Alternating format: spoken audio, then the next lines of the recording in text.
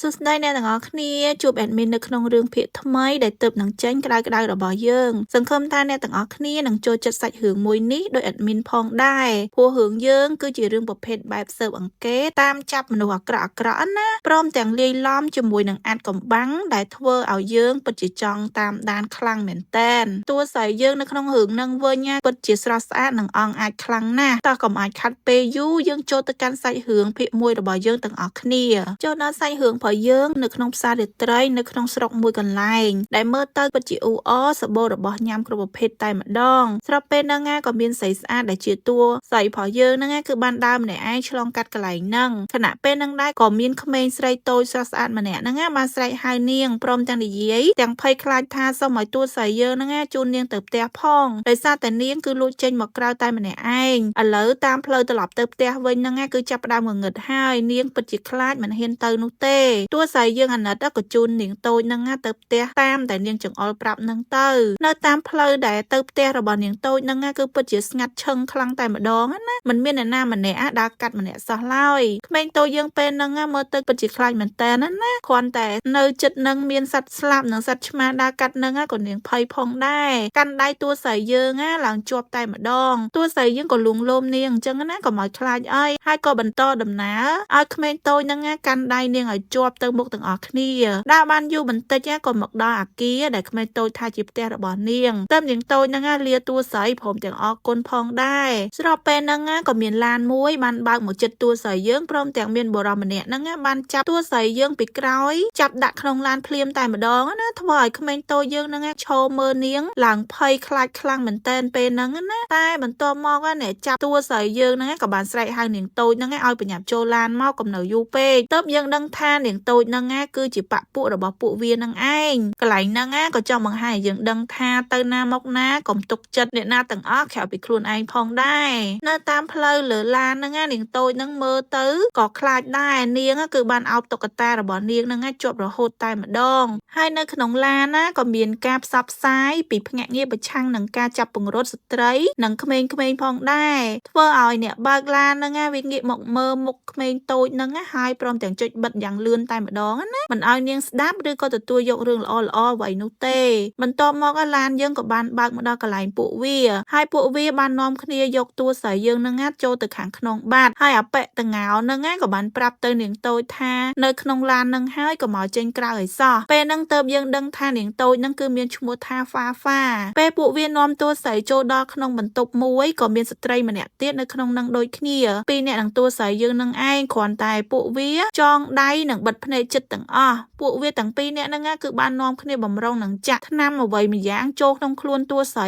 យើងណាតែត្រូវតួស្រីយើងរើបំរាស់ព្រមទាំងធាក់ពួកវាជាច្រើនលើកច្រើនសារដើម្បីគេចចេញពីការធ្វើបាបមួយនេះគ្រាន់តែមិនអាចតតាំងនឹងវាបានទេថ្នាំនឹងរៀបនឹងចាក់ដល់តួស្រីយើងទៅហើយក៏មានគ្នាវាម្នាក់នៅខាងក្រៅហ្នឹងបើកទ្វារបន្ទប់ចូលមកហើយប្រាប់ថាអ្នកទិញហ្នឹងគឺបានមកដល់ហើយពីរអ្នកហ្នឹងក៏បញ្ញាប់ចេញទៅវិញសិនទៅទុកតួស្រីនៅហ្នឹងណាកន្លែងហ្នឹងទៅយើងដឹងថាពួកវាគឺជាពួកជួញដូរមនុស្សនឹងឯងតួស្រីយើងងាកចុះឡើងក៏បានប្រទះនឹងអំបែងកែវដែលនៅចិត្តហ្នឹងក៏ព្យាយាមខិតមកចិត្តដើម្បីយកវាហ្នឹងមកកាត់ចំណងដៃខណៈពេលហ្នឹងអាតងោហ្នឹងក៏បានមកវិញតែគាត់មកម្នាក់ឯងទេដើម្បីមកយកស្ត្រីម្នាក់ទៀតហ្នឹងយកចេញទៅលក់ឲ្យគេនៅខាងក្រៅតែម្នាក់ស្រីហ្នឹងព្យាយាមតដៃមិនព្រមចេញទៅទេធ្វើឲ្យអាតងោមួយហ្នឹងវាវាយធ្វើបាបយ៉ាងដំណំទៅលើម្នាក់ស្រីហ្នឹងតែម្ដងពេលនឹងដែរគឺជាពេលវេលាដ៏ល្អសម្រាប់តួស្រីយើងព្យាយាមកាត់ខ្សែចំណងដៃបាននាងគឺបានបញ្ញាប់រត់យកកណាត់ខ្មៅហ្នឹងមកក្រោបមុខអាតងោមួយហ្នឹងហើយក៏រុញវាបោកទៅនឹងតុសន្លប់បាត់ទៅរួចក៏បញ្ញាប់មកនិយាយលួងលោមម្នាក់ស្រីហ្នឹងកុំឲ្យខ្លាចកុំឲ្យយំអីអញ្ចឹងណារួចក៏ចាប់ដៃនាងចេញទៅក្រៅលបជាមួយគ្នាព្រមទាំងឲ្យម្នាក់ស្រីហ្នឹងថាបើសិនជាពេលទៅដល់ក្រៅមានឱកាសឲ្យនាងហ្នឹងរត់ឲ្យលឿនខលទៅហៅប៉ូលីសមកតែម្ដងនិយាយគ្នារួចក៏បញ្ញាប់ចាក់ចេញទៅ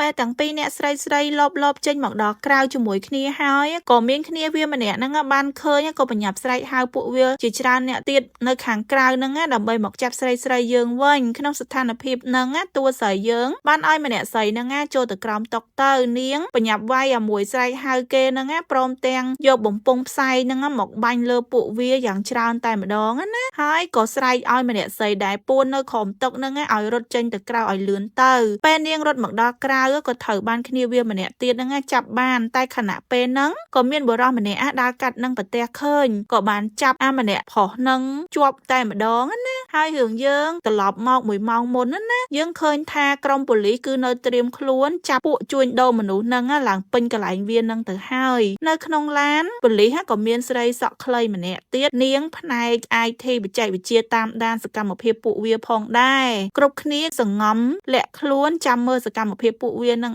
ឯងនិយាយទៅគឺមើលតាំងពីដើមរហូតមកណាពេលឃើញស្រីម្នាក់ដែលរត់ចេញមកនឹងបរិសចាស់ជាងគេនៅក្នុងក្រុមប៉ូលីសនឹងក៏បានឲ្យកូនក្រុមម្នាក់ដែលមានឈ្មោះថាយានលៃចេញទៅការពារនាងឲ្យមានសុវត្ថិភាពតើបយើងបកមកស្ថានភាពពេលបច្ចុប្បន្ននឹងវិញគឺម្នាក់បំរុងនឹងចាប់ម្នាក់ស្រីហ្នឹងក៏ត្រូវបានចាប់ជាប់នៅនឹងកន្លែងនឹងឯងខណៈពេលនឹងដែរម្នាក់ស្រីហ្នឹងក៏បានប្រាប់ក្រុមប៉ូលីសថាឲ្យជួយតួស្រីដែលជាប់នៅខាងក្នុងនឹងផងតើម្នាក់ប្រុសហ្នឹងបានផ្ដល់ដំណឹងទៅគ្នាគាត់ភ្លាមតែម្ដងពេលហ្នឹងណាបកមកមើលតួស្រីយើងវិញកំពុងតែប្រយុទ្ធបតាយបតាប់ជាមួយនឹងពួកវាឡើងចង់ដាច់ខ្យល់ហើយពេលហ្នឹងពួកវាហិតកឡើងជាប់ខណៈពេលហ្នឹងដែរក្រុមប៉ូលីសក៏បាននាំគ្នាចូលមកចាប់ពួកវាទាំងអស់បានម្ដងម្នាក់ផងដែរពេលហ្នឹងនៅឡើយតែតួស្រីនិងអបិធាត់មួយទៀតទេដោយសារតែវាហ្នឹងបានចាប់គំរាមតួស្រីហ្នឹងមិនឲ្យប៉ូលីសចូលមកជិតនោះទេពេលហ្នឹងដែរទើបយើងដឹងថាក្រុមប៉ូលីសពូដែលចាស់ជាងគេហ្នឹងគាត់មានឈ្មោះថា Mr. Yin ជាមេក្រុមប៉ូលីសហ្នឹងឯងក្នុងស្ថានភាពហ្នឹង Mr. Yin មិនអាចធ្វើអ្វីបាននោះទេមានតែយកស្របតាមមួយម៉ាប់ហ្នឹងតែប៉ុណ្ណោះបកមកខាងម្នាក់ស្រីដែលព្យាយាមរត់ចេញក្រៅនេះវិញពេលហ្នឹងយានលៃបានមកដល់នឹងចាប់មួយដែលចង់ធ្វើបាបនាងហ្នឹងយកទៅត្រឡប់មកមើលខាងតួស្រីយើងវិញក្រុមប៉ូលីសមានតែដកថយសិនទេដើម្បីការពារតួស្រីយើងអំឡុងពេលហ្នឹងដែរអបិធាត់ហ្នឹងវាបានភ្លេចខ្លួនតួស្រីយើងក៏បានចាប់វាយប្រហារបោកវាឲ្យដួលតែម្ដងហើយប៉ូលីសហ្នឹងក៏បាននាំគ្នាចាប់អបិហ្នឹងយកទៅបាត់ទៅ Mr. Yin ហ្នឹងក៏បញ្ញាប់សួរនាំតួស្រីភ្លាមថាមានរងរបួសអីអត់ពេលហ្នឹងតួស្រីយើងក៏បានណែនាំខ្លួនថានាងមានឈ្មោះថាដឹងយាននាងមកពីការិយាល័យខេត្តត្រឡប់មកខាងក្រៅឯនេះវិញម្នាក់ស្រីសក់ខ្លីដែលជាប៉ូលីសហ្នឹងគឺបានឃើញនាងតូចហ្វានៅក្នុងឡាននាងក៏បានមកសួរនាំប៉ុន្តែនាងតូចហ្នឹងមិនមាត់អីសោះហើយពេលដែលនាងតូចហ្នឹងដឹងថាម្នាក់សក់ខ្លីហ្នឹងគឺជាប៉ូលីសនាងចាប់ផ្ដើមខ្លាចហើយរត់ចេញតែម្ដងប៉ុន្តែក៏ត្រូវក្រុមប៉ូលីសខាងក្រៅហ្នឹងបានចាប់ហ្វាជាប់ហើយយកទៅប៉ុស្តិ៍ប៉ូលីសជាមួយគ្នាផងដែរបន្ទាប់មកយើងក៏ឃើញថាអបិដែលជួយម្នាក់ស្រីដែលរត់ចេញក្រៅហ្នឹងគាត់បានមកដល់កន្លែងកើតហេតុព្រមទាំងសួរនាំរឿងពីម្នាក់ស្រីសក់ខ្លីហ្នឹងគាត់ក៏ជាក្រុមប៉ូលីសពួកគេផងដែរគ្រាន់តែគាត់ដូចជាមិនបានដឹងរឿងហ្នឹងណាពេលហ្នឹងក៏មានបុរសម្នាក់ឈរមើលសកម្មភាពប៉ូលីសចាប់ពួកគេហ្នឹងពីចម្ងាយផងដែរហើយរឿងយើងក៏កាត់មកដល់តួស្រីស្រស់ស្អាតរបស់យើងបានស្លៀកឈុតឯកសណ្ឋានប៉ូលីសរបស់នាងហ្នឹងដើរមកយ៉ាងម៉ឺងម៉ាត់ទៅការិយាល័យរបស់មេធំដែលត្រូវបានគេហៅថាឈីសែវតួស្រីបាននិយាយរឿងមនុស្សស្រីដែលត្រូវបានគេចាប់ហ្នឹងឈីសែវក៏បាននិយាយជាមួយនឹងតួស្រីថាកុំឲ្យនាងគិតខ្វាយខ្វល់ឬក៏ចិត្តទុនទៅលើពួកសត្រូវអីអញ្ចឹងណាហើយគាត់ក៏បាននាំតួស្រីទៅការិយាល័យពង្រត់ស្ត្រីនិងក្មេងៗដែលជាក្រុមការងាររបស់នាងនឹងឯងត្រឡប់មកខាងផ្នែកពង្រត់ស្ត្រីនិងក្មេងៗវិញម្នាក់ប្រុសដែលបានជួយមនុស្សស្រីត្រូវបានគេចាប់ជាមួយតួស្រីនឹងបានមករករឿងមេរបស់គាត់ក្នុង office តែម្ដងដែលត្រូវបានហៅថា Captain Han ដែលមិនបានប្រាប់រឿងតួស្រីនឹងមកកាន់តំណែងជាមេក្រុមផ្នែករបស់ពួកគេនឹង Captain Han ហ្នឹងឮអញ្ចឹងហើយក៏ឲ្យគាត់ហ្នឹងបិទទ្វារសិនទៅចាំនិយាយគ្នាស្ងាត់កុំឲ្យនិយាយខ្លាំងពេកឮទៅដល់ខាងក្រៅ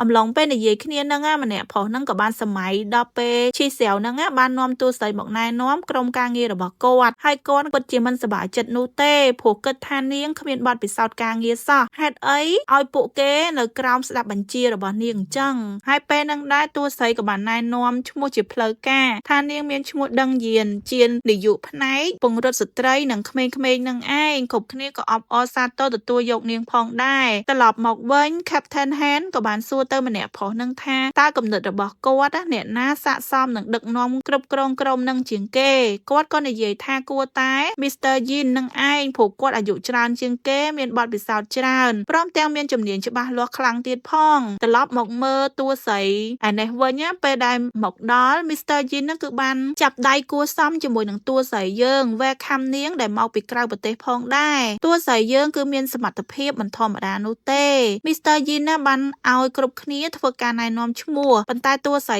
ថាមិនបាច់នោះទេនាងគឺស្គាល់ពួកគេអស់ទៅហើយតួស្រីក៏រៀបរាប់ឈ្មោះម្នាក់តាមនឹងអញ្ចឹងណាយានឡៃគឺជាម្នាក់ប្រុសក្មេងដែលនៅជួយម្នាក់ស្រីជនរងគ្រោះនឹងឯងបន្ទាប់មកអៃស៊ីងម្នាក់ស្រីដែលមុខសុភាពឲ្យពាក់ឯកសន្តានជាប់រហូតនឹងម្នាក់ទៀតគឺជាឆឹងរូអាប៉ែដែលរអ៊ូច្រើនជាងគេហ្នឹងឲ្យទៅជួបមេហ្នឹងហ៎បន្ទាប់មកទៀតគឺជាយានចៃម្នាក់ស្រីសក់ខ្លីនឹងឯងនឹងចុងក្រោយគឺជាលោកពូយីនត្រឡប់មក Captain Han វិញបានថាឲ្យអាប៉ែឆឹងរូហ្នឹងថាត្រូវធ្វើតាមបញ្ជារបស់គាត់បើសិនជាចង់ complain អីគឺអាចតាក់ទងទៅខាងឈីសៀវបានអាប៉ែនឹងលើអញ្ចឹងគឺបិទមាត់ឈឹងតែម្ដងត្រឡប់មក office ខាងតួស្រីយើងវិញលោកពូយីនគឺបានណែនាំកន្លែងនិងឯកសារដែលគាត់ធ្លាប់ចាត់ចែងហ្នឹងទៅកាន់តួស្រីឲ្យបានដឹងអាប៉ែឆឹងរូហ្នឹងមិនសូវសប្បាយចិត្តទេជាមួយនឹងតួស្រីយើងណាហើយពេលដែលគាត់ត្រឡប់មកកន្លែងគាត់វិញក៏បានប្រទះនឹងក្មេងតូចហ្វាហ្នឹងគឺបានរត់ពួននៅក្រោមតុរបស់គាត់ក៏សួរនាំនាងអញ្ចឹងណាគ្រាន់តែហ្វាហ្នឹងឌឺដងខ្លាំងមែនតែនអាប៉ែហ្នឹងនិយាយអីគឺនាងនិយាយនឹងដែរបន្តិចមកក៏មានក្រុមប៉ូលីសស្រីម្នាក់ហ្នឹងគឺបានមកសួររកនាងទៅអាប៉ែហ្នឹងប្រាប់ទៅហើយក៏នាំហ្វាចេញទៅអញ្ចឹងប៉ុន្តែនាងតូចហ្វាពេលហ្នឹងពិតជាគុំគួនជាមួយនឹងគាត់ខ្លាំងមែនតែនហើយរឿងយើងក៏កាត់មកតួស្រីបានដើរមកលួចមើលហាងរបស់អ្នកមីងម្នាក់កំពុងតែរៀបចំកន្លែងរបស់គាត់នៅក្នុងហាងហ្នឹងណាគ្រាន់តែនៅក្នុងហាងរបស់គាត់គឺសុទ្ធតែរូបថតកូនស្រីរបស់គាត់ដែលបានបាត់ខ្លួននិងរូបផ្សេងទៀតចឹងណាមើលទៅគឺរូបថតច្រើនខ្លាំងមែនតែននៅក្នុងហាងហ្នឹងសូម្បីតែផ្លាកហាងរបស់គាត់ក៏ដាក់ស្វែងរកកូនស្រីផងដែរតួស្រីយើងក៏សម័យទៅដល់អតីតកាលរបស់នាងកាលនៅក្មេងតូចណានាងនឹងគ្រួសារបានមកជួបចង់និយាយជាមួយនឹង Mr. Ling និងសុំជួបម្ដាមចាងតែថា Mr. Ling ដែលជាប្តីរបស់ម្ដាមចាងហ្នឹងដេញគ្រួសារតួស្រីឲ្យត្រឡប់ទៅវិញមិនឲ្យជួបនោះទេព្រមទាំងស្ដីបន្ទោសទៅកាន់គ្រួសារតួស្រីនិងតួស្រីយើងខ្លាំងទៀតផងថាជាកំហុសរបស់នាងទើបធ្វើឲ្យកូនស្រីរបស់គាត់រាងបានបាត់ខ្លួនទោះជាម៉ាក់ប៉ាតួស្រីអង្វរយ៉ាងណាក៏ Mr. Ling ខឹងនឹងមិនព្រមឲ្យគាត់ចូលជួបមុខប្រពន្ធគាត់នោះដែរហើយបើចង់ឲ្យគ្រប់យ៉ាងត្រឡប់មកដូចដើមវិញតតែពួកគេហ្នឹងទៅរកកូនស្រីផកគាត់ត្រឡប់យកមកវិញឲ្យបាន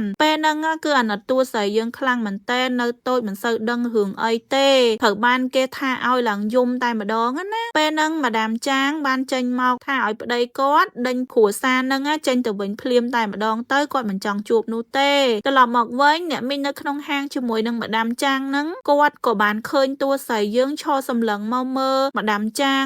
ឃើញអញ្ចឹងគាត់ក៏ទៅប្រាប់តែម្ដងទៅថាមានម្នាក់ស្រីហ្នឹងលួចមើលឈរមើលយូរហើយអញ្ចឹងណាឃើញបែបហ្នឹងតួស្រីយើងក៏ប្រញាប់ដើរចាក់ចេញទៅវិញទៅបន្ទាប់មកតួស្រីក៏បានសរសេរសម្បត្តិរៀបរាប់ប្រាប់ទៅរាងថ្ងៃដែលនាងបានមកដល់ក្រុមពង្រត់ស្ត្រីនិងក្មេងៗ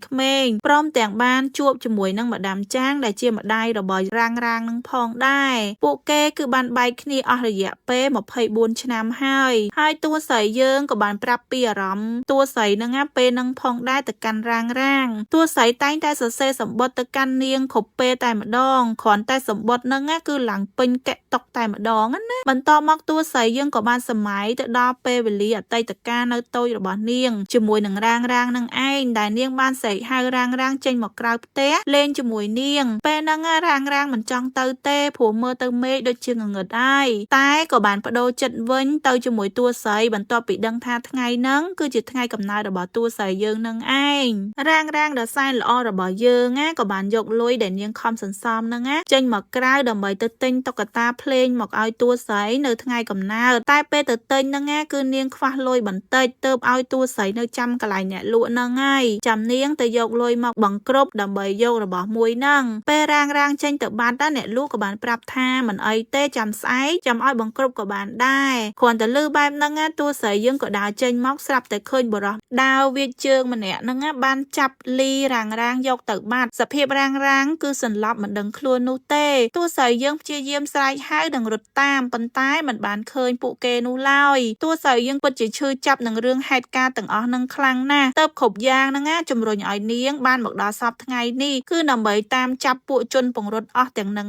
ឯងព្រមទាំងរោគរាងឲ្យឃើញផងដែរបន្ទាប់មករឿងយើងក៏បង្ហាញឲ្យឃើញករណីមួយដែលពេលហ្នឹងយប់ហើយមានស្រីស្អាតម្នាក់ដើររៀនអង់គ្លេសតាមផ្លូវដាក់កាសស្ដាប់អញ្ចឹងណាដោយមិនបានខ្វល់ពីអ្នកណានៅជុំវិញខ្លួននោះទេខណៈពេលហ្នឹងក៏មានជនមិនស្គាល់ម្នាក់បានមកចិត្តនាងធ្វើជាសុំជំនួយពីនាងសុំឲ្យនាងហ្នឹងជូនទៅទិញសម្លៃឲ្យប្អូនស្រីគាត់ដោយចិត្តល្អនាងក៏ជូនគាត់ទៅទិញគ្រាន់តែពេលហ្នឹងគាត់បានទិញទឹកបន្ថែមទៀតអញ្ចឹងណាប៉ុន្តែនៅពេលដែលគិតលុយហើយគាត់មិនបានយកទឹកដែលគាត់ទិញហ្នឹងមកទេគឺគាត់ដកទឹករបស់គាត់ដែលត្រៀមរួចជាស្រេចសម្រាប់ម្នាក់ស្រីនឹងផឹកជំនួសវិញម្នាក់ស្រីហ្នឹងគឺមិនចង់ផឹកទេប៉ុន្តែគាត់បានបើកគម្រោកសុំបង្វល់ទៅហើយដើម្បីអរគុណនាងដែលជួយអញ្ចឹងណាទៅនាងផឹកបន្តិចទៅផឹកបណ្ដាគាត់ធ្វើជាសួរនាំរឿងរៀននឹងបណ្ដានិយាយគ្នាបានបន្តិចម្នាក់ស្រីហ្នឹងគឺដួលសន្លប់នៅលើគាត់ឈឹងតែម្ដងណាគាត់ក៏គ្រានាងហ្នឹងដើរចូលទៅផ្លូវស្ងាត់បាត់ទៅកាត់មកតួស្រីក៏បានត្រូវមាត់នឹងសំណុំរឿងមួយនេះផងដែរបន្តមកតួស្រីយើងក៏បានពិភាក្សាក្រុមជាមួយនឹងគ្នានាងអញ្ចឹងណាដើម្បីដោះស្រាយរឿងមួយនេះតួស្រីបានងាកទៅសួរយោបល់ពីអបិឆឹងរូហ្នឹងថាគិតមិនដែរអញ្ចឹងណាប៉ុន្តែគាត់ថាគាត់គ្មានយោបល់អីទេធ្វើតាមគ្រប់គ្នាដែលបញ្ជាអញ្ចឹងណារួចតួស្រីក៏បានរៀបចំគម្រោងដើម្បីឲ្យគ្រប់គ្នាធ្វើការតែម្ដងបន្ទាប់មកគ្រប់គ្នាក៏បានចាប់ផ្ដើមធ្វើការរៀងខ្លួនតាមមុខសញ្ញាអញ្ចឹងណាបន្ទាប់ពីបានតម្រុយហើយពួកគេក៏បានមកពិភាក្សាជុំគ្នាជាមួយនឹងតួស្រីយើងវិញបន្ទាប់មកក្រុមតួស្រីយៀនលៃនិងអៃស៊ីងបានយករូបថតអាម្នាក់ដែលចាប់ស្រីស្អាតរៀនអង់គ្លេសតាមផ្លូវហ្នឹងឲ្យអបិតងៅនឹងមើលព្រោះមុនហ្នឹងវាបានបង្ហើបតម្រុយខ្លះៗពីរឿងក្តីចាប់តួស្រីពីដំបូងហ្នឹងអញ្ចឹងអាមួយហ្នឹងក៏ជាក្រុមរបស់ពួកវាផងដែរអបិតងៅហ្នឹងក៏បានសារភាពថាខ្លួនស្គាល់អាមួយហ្នឹងមែនហើយអាមួយហ្នឹងក៏ជាមនុស្សម្នាក់ដែលឈរមើលក្រុមប៉ូលីសចោះចាប់ពួកវាហ្នឹងកាលពីពេលមុនផងដែរបន្ទាប់មកយេនលៃក៏បានយករូបថតម្នាក់ស្រីដែលគេចាប់ហ្នឹងមកសួរអបិតងៅហ្នឹងម្ដងទៀតតើស្គាល់នឹងចាំរឿងអីខ្លះពីម្នាក់ហ្នឹងអត់អបិហ្នឹងឆ្លើយទាំងភ័យថាអ្នកចាប់នាងហ្នឹងតាមដាននាងចង់មួយខែហើយតែថាបើចាប់យកទៅណាបន្តនោះគាត់គឺមិនដឹងនោះទេពីរអ្នកនេះគ្រាន់តែឮថារៀបគម្រោងចាប់ឡើងមួយខែហើយគឺមានការភ្ញាក់ផ្អើលជាខ្លាំងណាបន្ទាប់មកគ្រឿងយើងក៏កាត់មកដល់តួស្រីជាមួយនឹងអបិឆឹងរូហ្នឹងគឺបានរៀបរាប់សំណុំរឿងដែលមានការពាក់ព័ន្ធនឹងអ្នកណាខ្លះទៅកាន់ Captain Han ណាគាត់ពិនិត្យមើលហើយក៏ព្រមសញ្ញា approve ទៅឲ្យពួកគេដំណើរការរឿងក្តីមួយហ្នឹងបន្ទាប់មកតួស្រីយើងក៏បានប្រាប់គ្រប់គ្នាដើម្បីចាត់ចែងលើរឿងមួយហ្នឹងព្រមទាំងប្រមូលភស្តុតាងដើម្បីចាប់ខ្លួនវាផងដែរណាបន្ទាប់មកយេនលៃនិងអៃស៊ីងគឺបានមកសួរនាំបង្ខំអបិតងៅហ្នឹងដើម្បីឲ្យឆ្លើយសំណួរពួកគេទៀតហើយចុងក្រោយគាត់ក៏បានសារភាពបន្តអ្នកដែលនៅពីក្រោយដែលធ្វើការគ្រប់យ៉ាងជាមួយគាត់ម្នាក់ហ្នឹងគាត់មិនស្គាល់ឈ្មោះពិតនោះទេប៉ុន្តែក្មេងតូចដែលប៉ូលីសនាំមកជាមួយថ្ងៃមុនគឺហ្វានឹងឯងនាងប្រកាសជាស្គាល់ម្នាក់នងដែលសារតែម្នាក់នងគឺនាងហៅថាប៉ាអញ្ចឹងណាអញ្ចឹងប៉ូលីសគួរទៅសួរនាំនាងតូចហ្វានឹងទៅប្រហែលជានាងគឺអាចដឹងរឿងច្រើនហើយបន្ទាប់មកទាំងអស់គ្នាបានមកពិភាក្សាជុំគ្នាជាមួយនឹងតួស្រីហើយ IC ក៏រៀបរាប់រឿងហ្វាហ្នឹងប្រាប់ទៅគ្រប់គ្នាជាពិសេសតួស្រីផងដែរខណៈពេលហ្នឹងចៃបានលើកឡើងថាបើសិនជាហ្វាមានជាប់ពាក់ព័ន្ធជាមួយនឹងអបិហ្នឹងដែលជាឪពុកមែនណាពិតជាពិបាកធ្វើការណាស់ដោយសារតែនាងរស់នៅជាមួយនឹងប៉ារបស់នាងដែលត្រូវបានគេស្គាល់ថាជាវាយបតរហស្សនាមណាអញ្ចឹងវាយបតហ្នឹងគឺជាមនុស្សមិនល្អនឹងបង្រៀនហ្វាឲ្យស្អប់ប៉ូលីសហើយគិតថាប៉ូលីសហ្នឹងគឺជាមនុស្សអាក្រក់អញ្ចឹងណាហើយរស់នៅជាមួយនឹងរឿងអាក្រក់ទាំងអស់អញ្ចឹងបើសិនជាយើងសួរនាងពិតជាពិបាកខ្លាំងណាស់ព្រោះសកម្មភាពដែលនាងបានជួបហ្នឹងគឺហ្វាបញ្ជាក់គ្រប់យ៉ាងបាត់ទៅហើយនៅពេលដែលនៅលើឡានហ្នឹងហ្វាគឺស្អប់ប៉ូលីសខ្លាំងណាស់ពេលតួស្រីបានស្ដាប់គ្រប់យ៉ាងហើយនាងក៏ចាប់ផ្ដើមគិតថាហេតុអីបានជាវាយបតហ្នឹងអាចគ្រប់គ្រងក្មេងបានយ៉ាងនេះព្រមទាំងគិតដល់ក្មេងតូចហ្វាហ្នឹងតើអាចជាក្មេងដែលគេចាប់ចម្រិតបាត់ខ្លួនកាលពីឆ្នាំមុននឹងដែរទេដឹងគិតដល់កន្លែងហ្នឹងហើយរឿងយើងក៏ចប់នៅត្រឹមហ្នឹងដែរអ្នកទាំងអស់គ្នាអរគុណសម្រាប់ការតាមដានសូមឲ្យអ្នកទាំងអស់គ្នាមានសុខភាពល្អជួបគ្នានៅវីដេអូភាគបន្តបាយបាយ